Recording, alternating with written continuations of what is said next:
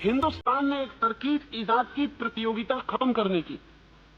करोड़ों शूद्रों से प्रतियोगिता खत्म हो गई। अब उनके बेटे ब्राह्मणों के बेटों से संघर्ष न कर सकेंगे ऋषि होने का। अब उनके बेटे वैश्यों के बेटों से धनपति होने का संघर्ष न कर सकेंगे।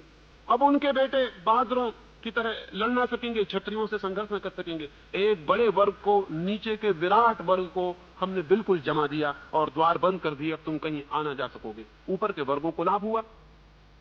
फिर क्रमशः हम जमाते चले गए। शूद्र के बाद वैश्य को हमने जमा दिया और उससे कह दिया धन तेरी दुनिया है, इससे आगे तू नहीं बढ़ सकता। यश और ज्ञान तेरी दुनिया नहीं। क्षत्रिय को कह दिया कि यश तेरी दुनिया है लेकिन ज्ञान तेरी दुनिया नहीं है। और सबके ऊपर वो जो ज्ञानवान है, वो जो पंडित है, वो जो ब्राह्मण है, वो बैठ गया। ये वर्ग जमा दिए, इससे प्रतियोगिता खत्म हो गई और समाज जड़ हो गया। हिंदुस्तान को वर्ण से जितनी मृत्यु मिली, जितनी जड़ता मिली, उतनी किसी और चीज से नहीं मिली। इसका फिर परिणाम अनंत रूपों से घातक हुआ। हिंदुस्तान पर हमला हुआ। हिंदुस्तान पर हमला हुआ तो शूद्र ने कहा हमें क्या मतलब है।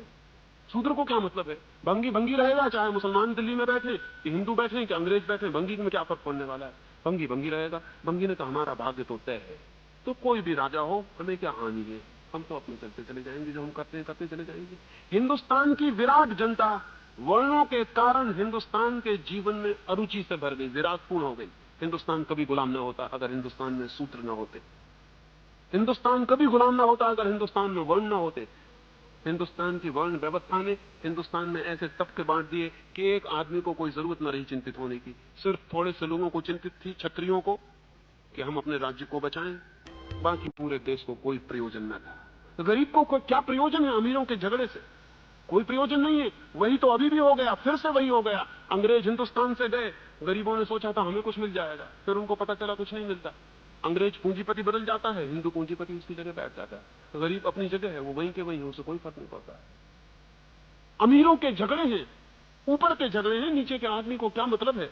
ये हिंदुस्तान के हजारों वर्ष के शूद्रों की वर्ण व्यवस्था की टूट ने ऐसी स्थिति जमा दी कि हिंदुस्तान में कोई सामाजिक धारणा, कोई राष्ट्र, कोई नेशन, कोई भी पैदा नहीं हो सका। लेकिन जो लोग इनके विरोध में खड़े हैं वो भी मौलिक आधारों के विरोध में नहीं है। गांधी जी चाहते थे कि अछूत मिट जाए, लेकिन गांधी जी कर्म के सिद्धांत के संबंध में एक शब्द विरोध में नहीं बोले। और शायद आपको ख्याल में भी ना हो कि हिंदुओं ने जो व्यवस्था की है, हिंदुओं का दिमाग इतना सिस्टम में कर रहा है, उन्होंने इतनी व्यवस्था की है सिद्धांतों की। सिद्धांतों के मुकाबले सिद्धांत बनाने के लिए हमसे बढ़िया लोग दुनिया में खोजने मुश्किल है। हम ऐसे गजब के सिद्धांत बनाते हैं, हम इतने कुशल हैं सिद्धांत बनाने में कि जिसका कोई हिसाब नहीं। सूत्र हमने ऐसे ही खड़ा नहीं कर दिया, हमने पूरी मनोवैज्ञानिक दार्शनिक पृष्ठभूमि बनाई। हमारा कहना यह है कि जो आदमी जैसे कर्म करता है वैसा उसे जन्म मिलता है। शूद्र वे हैं जिन्होंने पाप किए, वो शूद्र वर्ग में पैदा होते हैं। ब्राह्मण वे हैं जिन्होंने पुण्य किए हैं, वो ब्राह्मण वर्ग में पैदा होते हैं। पिछले जन्मों में जिन्होंने जैसे कर्म किए हैं उनके 4 विभाजन, और उन 4 विभाजनों में लोग पैदा होते हैं। इसलिए शूद्र भी बेचारा राजी हो गया, उसने कोई बगावत नहीं की।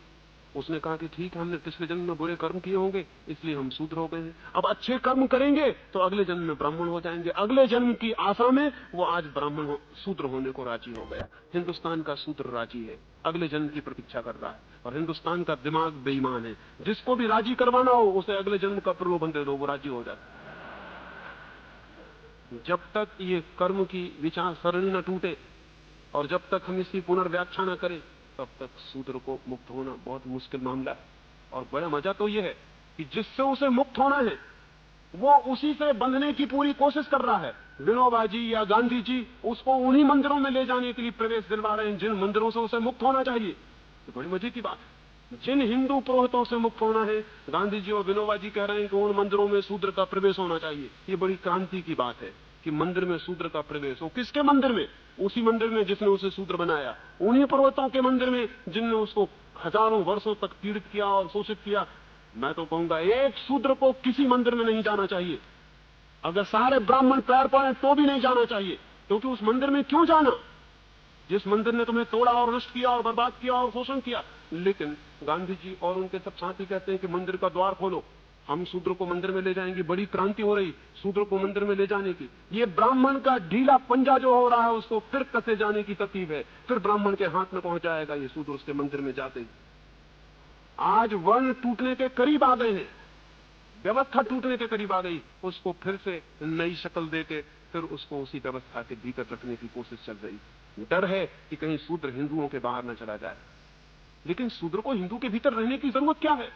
सच तो यह है, किसी को भी हिंदू होने की जरूरत क्या है, किसी को मुसलमान होने की जरूरत क्या है? आदमी होना पर्याप्त है। और जिसको आदमी होना पर्याप्त नहीं मालूम होता, वो हिंदू या मुसलमान होने से कुछ और विकसित नहीं हो जाएगा। आदमी होना काफी है। हिंदुस्तान में एक क्रांति की जरूरत है कि शूद्र तो कह ही दें कि अब हम हिंदू नहीं है, लेकिन बहुत से वे लोग जो शूद्र नहीं है और बुद्धिमान है, वे भी कह दें कि हम हिंदू नहीं है। और बहुत से वे लोग जो बुद्धिमान है कह दें कि हम मुसलमान नहीं है। बहुत से वे लोग जो बुद्धिमान है कह दें कि हम जैन और ईसाई नहीं है, हम आदमी हैं। और अगर हमें खोज लगनी है सत्य की, अगर हमें प्रभु को खोजना है तो हम खोजेंगे, लेकिन हिंदू के मंदिर में नहीं, मुसलमान के मंदिर में नहीं। इतनी बड़ी दुनिया उसका मंदिर है, हम यहीं खोजेंगे। हम क्यों किसी मंदिर की बंद दीवारों के भीतर जाएं? इतना विराट मंदिर है उसका, हम इसका दर्शन यही करेंगे। लेकिन इसकी हिम्मत शूद्र भी नहीं जुटा पाते। वो भी कहते हैं हम हरिजनों को अधिकार दो, हम हरिजनों को जगह दो, मंदिर का द्वार खोलो, हम भीतर प्रवेश करेंगे। तुम किससे अधिकार मांगते हो? और ध्यान रहे, अधिकार मांगने वाले कभी भी स्वतंत्र नहीं हो सकते। अधिकार मांगने वाले कैसे स्वतंत्र हो सकते हैं? जिनसे अधिकार मिलेंगे वे उनके स्वतंत्र बने ही रहेंगे। और जिन्होंने हजारों वर्षों तक दिमागी सांचे बना के आदमी को कसा है, वो इतने होशियार हैं कि वो नए सांचे बना लेंगे और फिर कस लेंगे। नहीं, सब जाल तोड़ के बाहर आने की जरूरत है। किसी हिंदू मंदिर में किसी शूद्र को जाने की जरूरत नहीं, और किसी शूद्र को अपने को हरिजन कहने की जरूरत नहीं। आदमी कहना काफी। तो मुझसे मत पूछें कि मैं हरिजन के घर में क्यों नहीं ठहरता। मैं घर में ठहरता हूं, हरिजन और गैर हरिजन से मुझे कोई मतलब नहीं। आप आ जाएं मुझसे कहें कि चले मेरे घर, वहां मैं ठहर जाऊंगा। लेकिन अगर जरा भी आपको भ्रम हो और आप प्रचार करें कि हरिजन के घर में ठहरा हूं, तो ऐसे पागलपन में मैं नहीं जाने को राजी होऊंगा। ये पागल घर है, आदमी का घर होता है।